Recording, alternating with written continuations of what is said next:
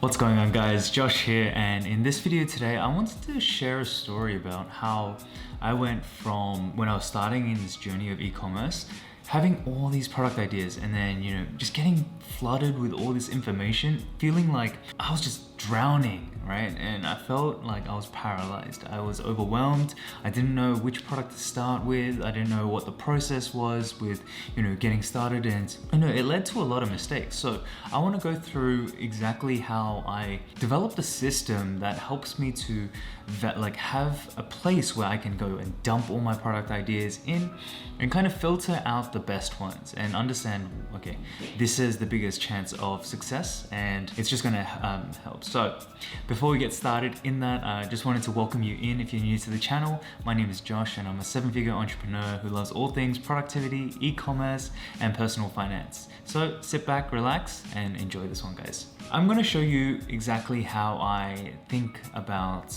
product research, right? So if you can see on my screen right now, it's like a funnel, right? And there's 3 segments to this.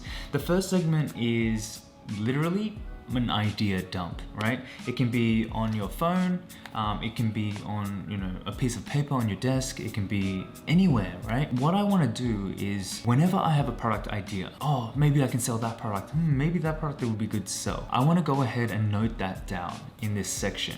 So I'm going to show you an Excel spreadsheet that I have developed, and I will provide it for you guys in the description down below. So go ahead and jump onto that and follow along with me, and maybe you can go ahead and fill it out afterwards. So with this product, all my product idea dump, right? I want to go ahead and I look for YouTube videos because there's plenty of creators who make all these amazing videos about showing potential products, right?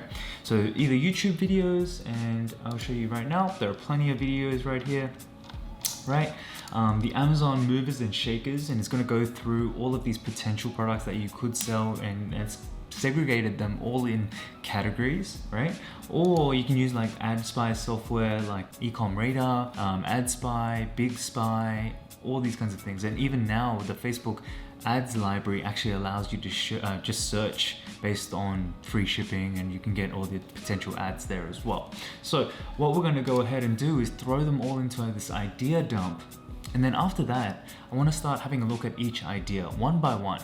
And it's okay if you don't do it all in one go. Like, don't get overwhelmed here, guys. We want to develop a system that kind of leans kind of puts the cards in our favor, right? We want to make sure that there's a system that we don't get overwhelmed. We feel calm as we go through this. So with this second section, we want to go through competitors, margins, whether there's patents that exist, how can you differentiate the product? Like, do you have a unique selling proposition again, like compared to all the sellers in the market right now?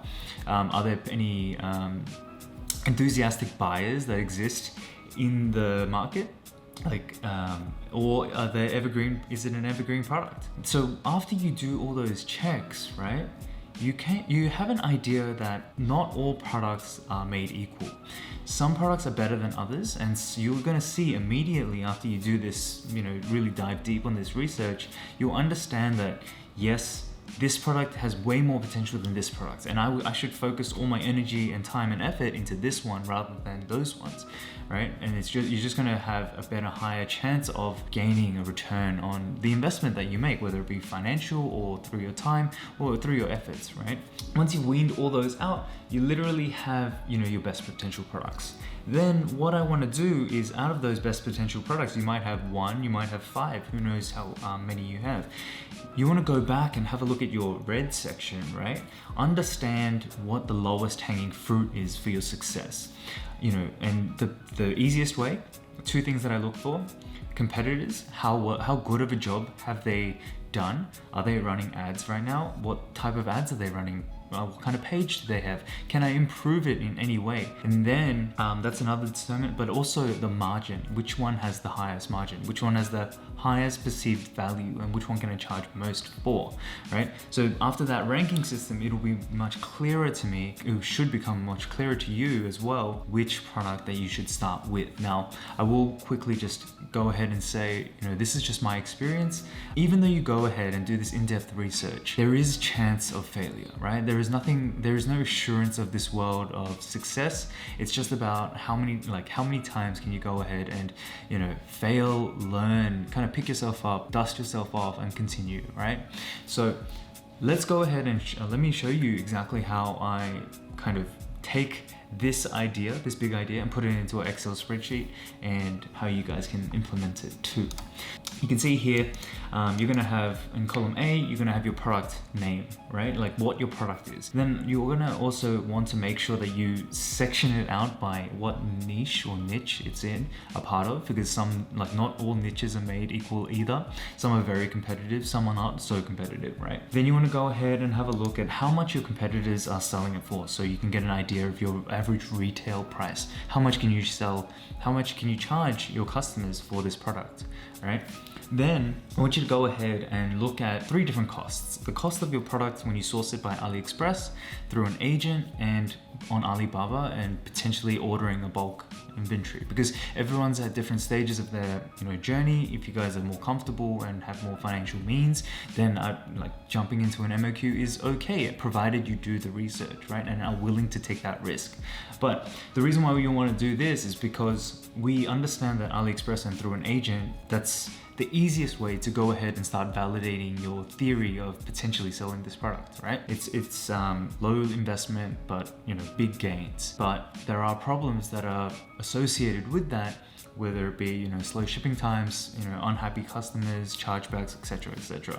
So you want to have a look at it, because you want to have that margin to begin with, right? You don't want to start off and say, oh, it's okay if I lose money for the first couple of weeks, and then I'm going to make profit back later when I do the MOQ. It doesn't work like that, guys. You need to make sure that you're profitable from the beginning, right? So it's just going to leave enough room for advertising costs, chargebacks, returns, and all those kinds of things. Now, after that, you're going to have a look at this column here. It's going to calculate for you your gross margin, right? Generally, I like to have a gross margin of at least 50% at the very, very least, just to make up for those unforeseen costs, right? Then what we want to go ahead and do is have a look at the competitors. Who's selling this product that you're interested in? Are they running ads? Have they been running ads for a while? You want to have this list in place, because it's going to help you to choose which product to start with. So generally, go ahead with the top 3 competitors. Then this column M right here, let me zoom in a little bit for you guys. This column M is a reminder of thinking deeper about the product. Like, how can you improve it? What's the unique selling proposition you're going to have that's going to give your customers a reason to buy from you, as opposed to these other sellers in the market, right? Are you going to give a better quality product? Are you going to have faster shipping? Are you going to have better customer service, better warranties? Are you going to sell to a different kind of audience, right? So I'm going to link a video right here, a video where I talked about different marketing angles and how to think about selling a product. So in that video, we talk about a tactical pants, right? Selling to men all around the world, going viral. It was an amazing product. But after doing some research, I saw that this product was wanted by women as well. These women were interested in tactical pants, but they just didn't come in the same size that these women needed, right? So that was an untapped audience, in my opinion, that should be tested straight away. And that's just a free gem for you guys. If anyone wants to try it, go ahead and try it. And if you make some money out of it, just let me know in the comments down below. I'll be more than happy to, celebrate with you. Okay, so after I've kind of gotten that list, right? You're going to see that some products you're just not able to compete, or you're not able to make it better in whatever way, and that's okay. You just want to be brutally honest, throw it in there, and then analyze all the information at the end. Then after that, I want to have a look at like patents. Has this product been patented before? You can go onto USPTO for the United States. Each country has its own patenting office, so make sure you go ahead and review that. Or the simplest way is just to go to Google patents and search the LLC name or the corporation name, and you're going to see any patents that have been registered with them. This just allows for, protects you for longevity's sake. But I will say really quickly that just because you do this patent search and it comes out clean, doesn't mean that you're 100% in the clear, because you and I, unless you're a legal professional, we might miss something, right? So if I was really, had high conviction about a certain product, I'd probably hire my attorney to have a deeper look for me and give me the all clear. Then I want to go through, do I have an enthusiastic buyer on the other side of this screen? Like, can I sell this product to someone who is super obsessed and identifies with a certain thing, like tactical pants, for example. They identify with being kind of like that tough. They want their pants to withstand all the activities that they're going through, all the terrains that they're going through, all those kinds of things, right? They are that, like that alpha woman kind of person, right? They identify as that. Don't quote me on that, like I'm just saying it off the top of my head, but you know what I mean. In the videos that I have done in the past, and I will link another one up here for you, I talk about how to go in and, you know, start thinking about and start understanding how these guys speak, how they, you know, what kind of language they use, what kind of slang do they use, and really implementing that onto your ad, your headline, your creative, your ad copy, and also your landing page, guys. Because all those things, by really doing a good job there, doesn't matter what audience, like who you're targeting in terms of interests on Facebook or whatnot, you're going to create a filter where the people that you don't want to buy, they're just not going to see the value in the product and they're just going to leave the page. That's fine. What we want is those people who are really obsessed, right? They're happy to pay for a pair of pants like $90 because, you know, it's slash proof, you know, it's weatherproof and all these kinds of things, right? We want those enthusiastic buyers. So, and it's also an amazing way that you can just go in and be like, hey, I'm interested in these pants. Has anyone ever tried them, right? And just get a gauge of how they respond. There are tons of groups with hundreds of posts per day that you can go ahead and have a look at. Trust me, guys, there are a lot of groups like tomato farmers and all this kinds of stuff with 200 posts a day. So after that, what we want to have a look at is like Google Trends, right? What I want to have a look at of this trend is this a cyclical product or a seasonal product, or is it an evergreen product that I can continue to sell and build on and build a business around? Now let me show you something, or like a Google trend that you do not want. When you're jumping on this, make sure you filter it by 2004 to present. It's going to show you a much wider scope. Now you can see here everything's flatline. Now in 2017 you can see that there was this huge spike, and I'm sure most of you remember when people were just throwing around fidget spinners all the time. But are they around now? Maybe in some like crappy dropshipping stores, or just like, you know, your $2 stores or whatnot. But nowadays you don't see many ads for this anymore because it was a trendy product that had a very short lifespan, right? So we want to see a steady increase that we can just build a business around, guys. So let's go back to our Excel spreadsheet, and pretty much once all of that's done, you're gonna see here like you just want to highlight, you know, what's good, like green for good, red for bad, right? And then kind of just have a look at it and decide from your huge list of products, okay, this product is good, this product is good, this product is good, and I'm gonna go ahead and order a sample. Because you wanna order a sample because for a few reasons. One, you wanna test the shipping times, because those suppliers can tell you, hey, look, it's gonna get to you in 5 days, but you know, you're waiting 2 months for it. That's gonna be something that's gonna just hurt you and your customer in the long run if you don't validate it yourself. Never ever trust someone on the internet, right?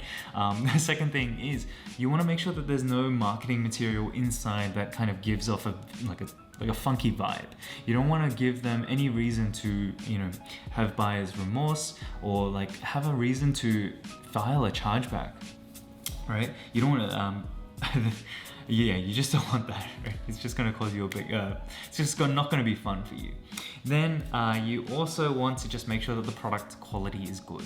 You can promise the world to people, guys, over the internet, but if your product isn't good, your business isn't gonna thrive. Your business isn't like, it's just gonna struggle, right?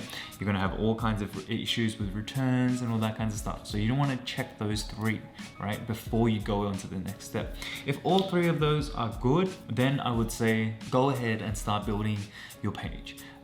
Have your supplier images there as placeholders, but start thinking about how to build your landing page so it converts in the best way possible. And then when you actually receive the product, you like the quality, everything's good, you like the supplier, then go ahead and take some nice photos and insert them into your page and make sure that they're optimized so your load speed doesn't get affected either. So you can see here, guys, like literally what I do with this thing is whenever I have any product ideas, I just throw it in here.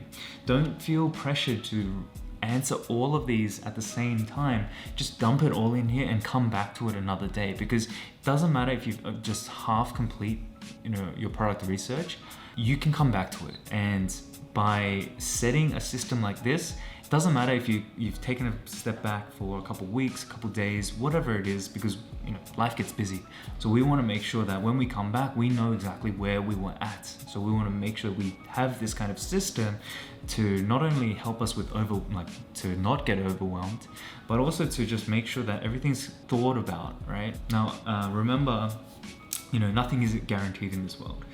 You need to test it and see how it works, and you need to have a strict testing budget as well. So I can go ahead and talk about that in another video, but just wanted to kind of help you because this was a really big game changer for me to stop, getting so overwhelmed, to stop having that tightness in my chest, to understand, hey, this product research thing doesn't have to be hard as long as you develop systems around it. Because I learned the hard way that I learned a lot about myself in terms of how weak I can be and how distracted and unproductive I can be without proper systems. I hope you guys enjoyed this video. Go ahead and start to try to apply this.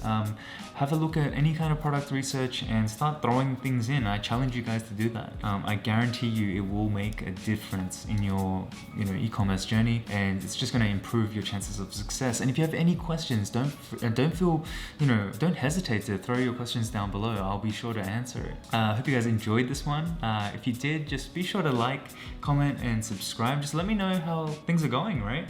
And if you have any friends that could benefit from this, be sure to share that as well. I'm sure it will help them as well. So that's all the time that we have for today, guys. Thank you so much for spending the time with me to go through this. I really hope it helps you, and I'll catch you in the next video.